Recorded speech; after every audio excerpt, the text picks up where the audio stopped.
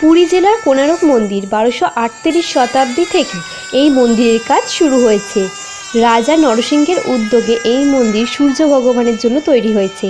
আজকের আমি আপনাদের সামনে এই কোণারক মন্দিরের কিছু অজানা রহস্য বা তত্ত্ব নিয়ে উপস্থিত হলাম। রাজা নরসিংহদেবের আদেশ ছিল 1200 শ্রমিকের 12 বছরের মধ্যে এই মন্দিরটির কাজ শেষ করতে হবে। একটি শ্রমিক বা একটি দিনও যাতে ওই মন্দিরের কাজ যেন বন্ধ না হয়। যদি এরকম হয় তাহলে শ্রমিকদের মৃত্যু ঘোষণা করা হবে। এই 1200 শ্রমিকের মধ্যে একটি শ্রমিকের স্ত্রী গর্ভবতী ছিলেন, কিন্তু সেই শ্রমিক জানতেন না। শ্রমিকটির ভাগ্য এতই খারাপ যে তার একটা ছেলে হয়েছে এবং ছেলেটি 12 বছরের হয়ে গেছে, তিনি জানতেও পারলেন না। ছেলেটির নাম ধর্মদাস।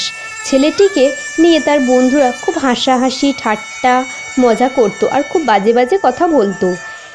একদিন ধর্মদাস বাবাকে দেখতে খুব ইচ্ছা করলো এবং সে তার মায়ের কাছে জোর করে তার বাবার পরিচয় জানলো এবং সে তার বাবার পরিচয়পত্র নিয়ে বাবার খোঁজে বেরিয়ে পড়ল।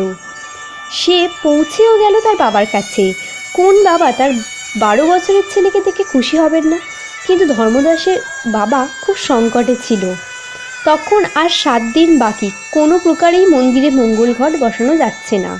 ধর্মদাস তার বাবার কষ্ট দেখল এবং অনুমতি চাইল মন্দিরে মঙ্গল ঘট বসানোর জন্য।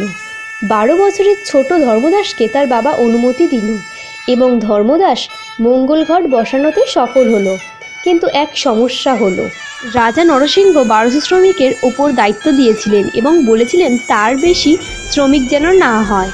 ছোট ছেলেটিকে তার বাবা সব কথা বললেন এবং সে কথাটি শুনে 1200 শ্রমিকের প্রাণ বাঁচাতে নিজেই সেই মন্দিরের ওপর থেকে ঝাঁপ মেরে আত্মহত্যা করলো। মন্দির অপবিত্র হলো আর সেই থেকে মন্দিরে কোনো পুজো হয় না আর সেই মন্দির সবাই জুতো পরে ঢোকে।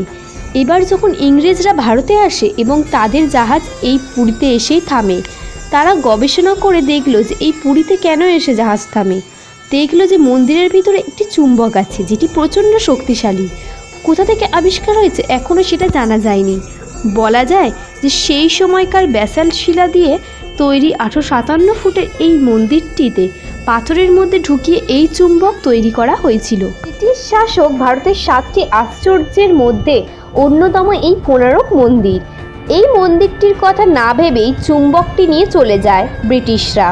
মন্দির তারপর থেকে ভাঙতে শুরু করে আর তার ভারসাম্য হারিয়ে ফেলে। প্রচুর মানুষ মারা যায় কিন্তু কারোর কোনো যায় আসে না।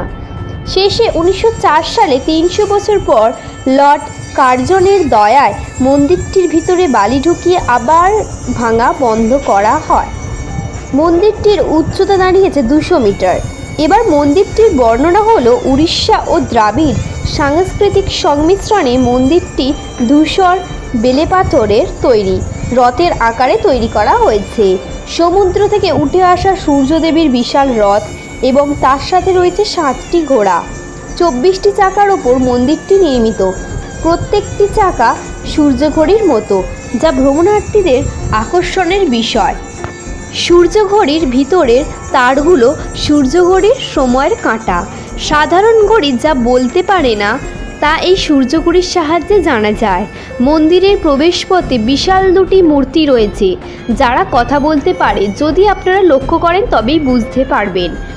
মন্দিরটির প্রথমে রয়েছে মানুষ, যার উপরে আছে হাতি এবং তার উপরে রয়েছে সিংহ। এই মন্দিরটিতে ডিসেম্বর মাসে অনুষ্ঠান হয়। অনেক দূর থেকে সবাই নৃত্য প্রদর্শন করতে আসেন এবং এই মন্দিরটি দেশ বিদেশের লোক দেখতে আসেন। এই ছিল কোণারক মন্দিরের কিছু অজানা তথ্য ও রহস্য। যদি আমার এই ভিডিওটা আপনাদের ভালো লাগে তাহলে লাইক সাবস্ক্রাইব করবেন এবং শেয়ার তো করবেনই।